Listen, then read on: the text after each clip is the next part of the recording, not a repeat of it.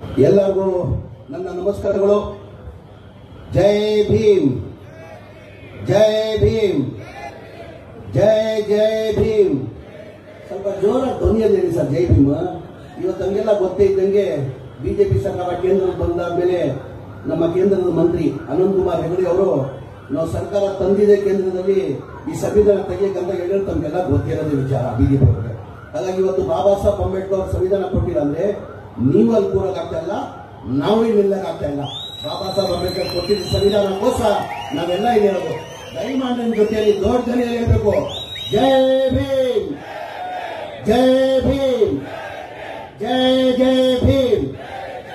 ವೇದಿಕೆ ಮೇಲೆ ಆಸೀನಿರುವ ನಮ್ಮ ಪಕ್ಷದ ಮುಖಂಡರು, ಮಾಜಿ ಲೋಕಸಭಾ ಸದಸ್ಯರಾದಂತ ಆತ್ಮೀಯಾದಂತ ಡಿ.ಕೆ. ಸುರೇಶ್ ಅವರೇ, ಇನ್ನೋರು ಸಚಿವರು ಆತ್ಮೀಯಾದಂತ ಇನ್ನೋರು ಆತ್ಮೀಯರು, ನಮ್ಮ ಪಕ್ಷದ ಮುಖಂಡ ಆದಂತ ಮುಖ್ಯಮಂತ್ರಿ ಪೊಲಿಟಿಕಲ್ ಸೆಕ್ರೆಟರಿ ಆದಂತ ನಸೀರ್ ಅಹಮದ್ ಸಾಹೇಬ್ರೆ, ಇನ್ನೊಬ್ರು ಆತ್ಮೀಯ ಆದಂತ MLC ಆದಂತ ಪುಟ್ಟನ ಈಗ ತಾನೇ ನಮ್ಮ ನಾಯಕರಾದಂತ ಉಪಮುಖ್ಯಮಂತ್ರಿ ಆದಂತ ಡಿ.ಕೆ. ಶಿವಕುಮಾರ್ ವೇದಿಕೆ ಮೇಲೆ ಬರ್ತಾರೆ. ಜೋರಾಗಿ ಚಪ್ಪಾಳೆ ಮುಖಾಂತರ ಅವ್ರಿಗೆ ಸ್ವಾಗತ ಮಾಡಬೇಕು ಬಯಸ್ತೀನಿ.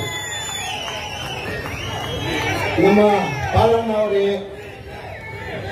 ವೇದಿಕೆ ಮೇಲೆ ಆಸೀನಿರುವ ಎಲ್ಲ ನಮ್ಮ ಪಕ್ಷದ ಮುಖಂಡ ಎಲ್ಲ ಆತ್ಮೀಯರೇ, ನಮಗೆಲ್ಲ ಗೊತ್ತೇ ಇದ್ದಂಗೆ ನಾಳೆಯಿಂದ ಬಿಜೆಪಿಯವರು ಪಾದಯಾತ್ರನ JDS ಮತ್ತೆ ಬಿಜೆಪಿಯವರು ಜೋರಾಗಿ ಚಪ್ಪಾಳೆ ಮುಖಾಂತರ ಸ್ವಾಗತ ಮಾಡಬೇಕು. ಜೋರಾಗಿ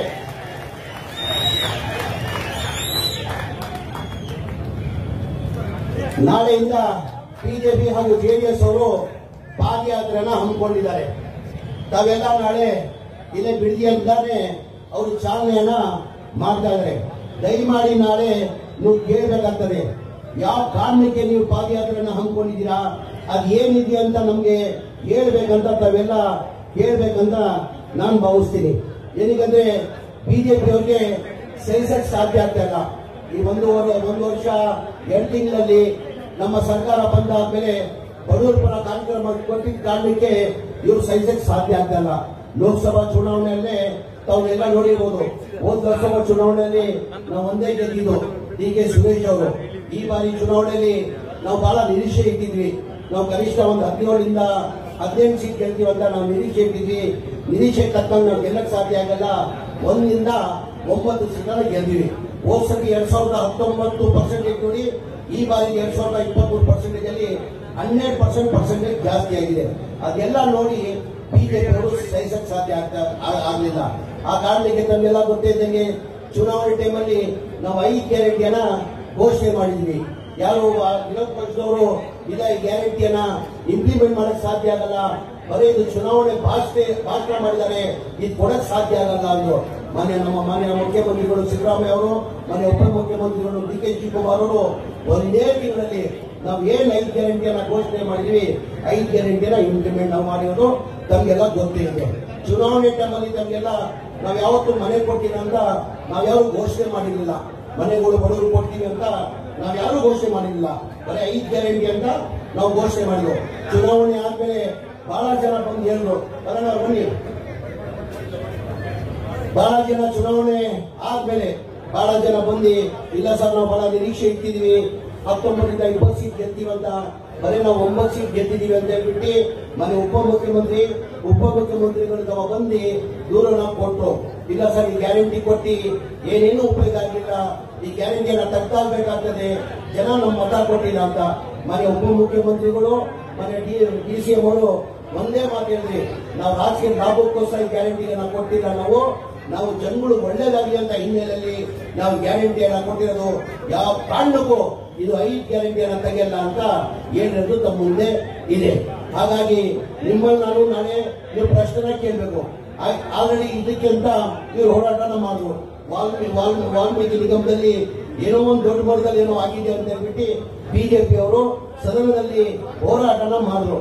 ಅವ್ರಿಗೇನು ಅದಲ್ಲಿ ಸಿಕ್ಕಿಲ್ಲ. ಟೋಟಲ್ ನಮಗೆಲ್ಲ ಗೊತ್ತಿದ್ದಂಗೆ 182 ಕೋಟಿಯಲ್ಲಿ 89 ಕೋಟಿನೇ ಅವರು ಕ್ಯಾಶ್ ಮಾಡಕ್ ಸಾಧ್ಯ ಆಯಿತು. ಬೇರೆಯವ್ರು ಏನು ಮಾಡಕ್ ಸಾಧ್ಯ ಆಗಿಲ್ಲ. ಹಾಗಾಗಿ ಎಲ್ಲ ರಿಕವರಿ ಆಗ್ಬಿಡ್ತದ್ದು. ಏನು 89 ಕೋಟಿ ಏನು ಆಂಧ್ರ ಬ್ಯಾಂಕ್ಗೆ ಡ್ರಾ ಆಗಿತ್ತು, ಅದರಲ್ಲಿ 36 ಕೋಟಿ ರಿಕವರಿ ಆಗಿದೆ. ಅದೇ ರೀತಿ 16 16 kg ಚಿನ್ನ ಸಿಕ್ಕಿದೆ, ಒಂದು ಫರಾರಿ ಕಾರ್ ಸಿಕ್ಕಿ ಆಲ್ಮೋಸ್ಟ್ ಎಲ್ಲ ರಿಕವರಿ ಆಗಿದೆ. ಅದಾಗಿ ಏನು ಅದ್ರಲ್ಲಿ ಸಿಕ್ಲಿಲ್ಲಲ್ಲ, ಈ ಮೂಲದಲ್ಲಿ ಏನೋ ಮಾಡುವ ಅಂತ ಹೇಳ್ಬಿಟ್ಟು ಈ ಮೂಲದಲ್ಲಿ ನಾಳೆ ಪಾದಯಾತ್ರೆನ ಅವ್ರು JDS ಅವರು ಬಿಜೆಪಿ ಅವರು ಹಮ್ಮಿಕೊಂಡಿದ್ದಾರೆ. ಮನೆಯವರು JDS ಮತ್ತೆ ಬಿಜೆಪಿ ನಾಯಕರನ್ನ ಕೇಳಿದ್ರು, ಯಾವ ಕಾರಣಕ್ಕೆ ನೀವು ಪಾದಯಾತ್ರೆಯನ್ನ ಹಮ್ಮಿಕೊಂಡಿದ್ದೀರಾ, ಏನಿದೆ ಅಂತ ಮೂಲದಲ್ಲಿ ನಮ್ಗೆಲ್ಲ ಮಾಹಿತಿಗೆ ನಾನು ಹೇಳಿ ಬಯಸ್ತಾ ಇದ್ದೀನಿ. ನಾನು ಮೂಲದು ಸಿದ್ದರಾಮಯ್ಯ ಅವ್ರದ್ದು ಏನೇನು ಅದರಲ್ಲಿ ಪಾತ್ರ ಇಲ್ಲ. ಅದು ಯಾರೋ ಹಿಂದೆ ಬ್ರಿಟಿಷ್ ಕಾಲದಲ್ಲೇ ಅದು DC ಆಕ್ಷನ್ ನಲ್ಲಿ ₹1 ಆಕ್ಷನ್ ಖರೀದಿ ಮಾಡಿರೋದು. ಯಾವಾಗ ಸ್ವಾತಂತ್ರ್ಯ ಬರೋದು ಮುಂಚೆನೆ 1937 ಅಲ್ಲೇ ಅದು ಆಕ್ಷನ್ ಅಲ್ಲಿ ಪರ್ಚೇಸ್ ಮಾಡಿರೋದು, ಮೂಡದಿಂದ ಆಕ್ಷನ್ ಅಲ್ಲಿ ಕೊಂಡ್ಕೊಂಡಿರೋದು. ಅದಾಗಿ ಅವರು 3 ಜನ ಮಕ್ಕಳು ಇರ್ತಾರೆ. ಮಕ್ಕಳಲ್ಲಿ ದೇವರಾಜ್ ಅಂತ ಇರ್ತಾರೆ. ದೇವರಾಜ್ ಪಾಲಿಗೆ ಇದು 3 ಎಕರೆ 16 ಗುಂಟೆ ದೇವರಾಜ್ ಪಾಲಿಗೆ ಬರ್ತದೆ. 2004ರಲ್ಲಿ ದೇವರಾಜ್ ಅವರು ಏನ್ ಮಾಡ್ತಾರೆ, ಸಿದ್ದರಾಮಯ್ಯ ಮನೆ ಮುಖ್ಯಮಂತ್ರಿ ಬಾಮೇದ ಮಲ್ಲಿಕಾರ್ಜುನ ಅವ್ರನ್ನ 3 ಎಕರೆ 16 ಗುಂಟೆ ಅವ್ರಿಗೆ ಕೊಡ್ತಾರೆ. ಯಾವಾಗ 2004ರಲ್ಲಿ ತಗೊಂಡಾದ್ಮೇಲೆ 2010 ಕನ್ವೆನ್ಷನ್ ಎಲ್ಲ ಮಾಡ್ಕೊಂಡು 2010ರಲ್ಲಿ ಅವ್ರ ಅಕ್ಕನಿಗೆ ಇವ್ರಿಗೆ ಗಿಫ್ಟ್ ಅನ್ನ ಕೊಡ್ತಾರೆ. ಏನ್ ತಪ್ಪಿದೆ ಅದು? ತಪ್ಪೇನಿದೆ? ಇದನ್ನ ಮಾಡಬೇಕಾದ್ರೆ ಪ್ರತಿಭೆ ಹೊರಟೋರಿಲ್ಲ. ಇವರು ಏನಂತ ಇದೆ ಅಂತ ಗಿಫ್ಟ್ ಅನ್ನ ಕೊಡ್ತಾರೆ. ಗಿಫ್ಟ್ ಕೊಟ್ಟಾದ್ಮೇಲೆ ಇವ್ರು ಪತ್ರ ಬರೀತಾರೆ, ನಾವು ರೆಸಿಡೆನ್ಸ್ ಕನ್ವೆನ್ಷನ್ ಮಾಡ್ಕೊಡಿ ಅಂತ. ಅದು ಕನ್ವೆನ್ಷನ್ ಆಗಿರ್ತಾರೆ. 2020 ಏನ್ ಮಾಡ್ತಾರೆ ಇವರು, ನಮ್ಗೆ ಇವ್ರ ಜಾಗದಲ್ಲಿ 3 ಎಕರೆ 16 ಗುಂಟೆದಲ್ಲಿ ಲೇಔಟ್ ಮಾಡಿ ಇವ್ರು ಗಮನಕ್ಕೆ ತಂದೆಲ್ಲ ಹಂಚ್ಬಿಟ್ಟಿರ್ತಾರೆ. ಲೇಔಟ್ ಮಾಡಿ ಹಂಚ್ಬಿಟ್ಟಿರ್ತಾರೆ. ಯಾರ ಪ್ರಾಪರ್ಟಿ? ಇವ್ರಿಗೆ ಆಸ್ತಿ ಇದು. ಹಂಚಾದ್ಮೇಲೆ ಇವರು ಒಂದು ಪತ್ರ ಬರೀತಾರೆ, ನಮ್ಮ ಆಸ್ತಿ ಇದು, ನಮ್ಮ ಪರಿಹಾರನೂ ಕೊಟ್ಟಿಲ್ಲ, ನಮ್ಮ ಆಲ್ಟರ್ನೇಟಿವ್ ಸೈಡು ಕೊಟ್ಟಿಲ್ಲ ಅಂತ ಪತ್ರಗಳು ಬರೀತಾರೆ. ಇದು ಯಾವಾಗ ಆಗಿರೋದು? 2021ರಲ್ಲಿ ಬಿಜೆಪಿ ಸರ್ಕಾರ ಇರುವಾಗ ಏನ್ ಮಾಡ್ತಾರೆ, ಬೇರೆ ಆಲ್ಟರ್ನೇಟಿವ್ ಸೈಡ್ 16 ಸೈಡ್ ಕೊಡ್ತಾರೆ. ಬರೀ ಇವರು ಇದಕ್ಕೆ ಮಾತ್ರ ಕೊಡಲ್ಲ. ಟೋಟಲ್ 120 ಸೈಡ್ ಅಲ್ಲಿ ಇದು ಬರೀ 16 ಸೈಡ್ ಅನ್ನ ಇವ್ರಿಗೆ ಕೊಡ್ತಾರೆ. ಇದಂತ ತಪ್ಪೇನಿದೆ? ಸಿದ್ದರಾಮಯ್ಯ ಅವರು ಮುಖ್ಯಮಂತ್ರಿ ಇರುವಾಗ ಕೊಟ್ಟಿದ್ದ ಬೇರೆ. ಅಂದ್ರೆ ಸಿದ್ದರಾಮಯ್ಯ ಬಿಜೆಪಿ ಸರ್ಕಾರದಲ್ಲೇ ಇದು ಆಲ್ಟರ್ನೇಟ್ ಸೈಟ್ ಕೊಟ್ಟಿದ್ರು. ಇವ್ರು ಬರೀ ರಾಜಕೀಯ ಲಾಭಕ್ಕೋಸ್ಕರ, ಇವ್ರು ಬೇರೆ ಯಾವ್ದು ಇಶ್ಯೂ ಇಲ್ಲ ಅಂತ ಹೇಳ್ಬಿಟ್ಟು ನಮ್ಮೆಲ್ಲ ಒಂದು ಆರೋಪವನ್ನ ಮಾಡಕ್ಕೆ ಪ್ರಯತ್ನ ಮಾಡ್ತಾರೆ. ದಯಮಾಡಿ ನಿಮ್ಮಲ್ಲಿ ಕೈ ಜೋಡಿಸಿ ಮನವಿ ಮಾಡಿ ಕೇಳ್ತೀನಿ. ನಾನು ಅವ್ರು ಬಂದ್ರೆ ಅವ್ರ ಪ್ರಶ್ನೆ ಕೇಳಬೇಕು.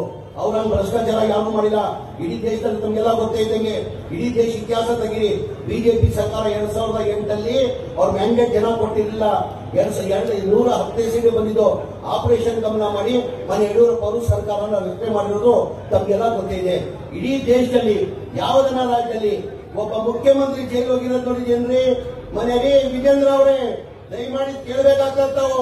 ನಾಳೆ ಪಾದಯಾತ್ರೆ ಮಾಡಕ್ ಹೊರಟಿದ್ದೀರಲ್ಲ, ಇಡೀ ದೇಶದಲ್ಲಿ ಯಾರನ್ನ ಒಂದು ರಾಜ್ಯದಲ್ಲಿ ಒಬ್ಬ ಮುಖ್ಯಮಂತ್ರಿ ಸ್ಥಾನದಲ್ಲಿ ಇಟ್ಕೊಂಡು ಜೈಲು ಹೋಗಿರೋದು ನೋಡಿದೇನ್ರಿ? ನಿಮ್ಮನೆ ಯಡಿಯೂರಪ್ಪ ಹೋಗಿದ್ರಿ. ಅದ್ರ ಜೊತೆಲಿ 9 ಜನ ಮಂತ್ರಿಗಳು ಅವ್ರ ಕಾಲದಲ್ಲಿ 2008 ಹಿಡ್ಕೊಂಡು 2013 13 ಜನ ಮಂತ್ರಿಗಳು ಮುಗಿತು. 13 ಜನ ಮಂತ್ರಿ ಆಯ್ತು, ಮುಗಿದು 13 ಜನನ ಜೈಲಿಗೆ ಹೋಗಿರೋ ತಮ್ಗೆಲ್ಲ ಗೊತ್ತಿದೆ ವಿಚಾರ. ದಯಮಾಡಿ ನಾಳೆ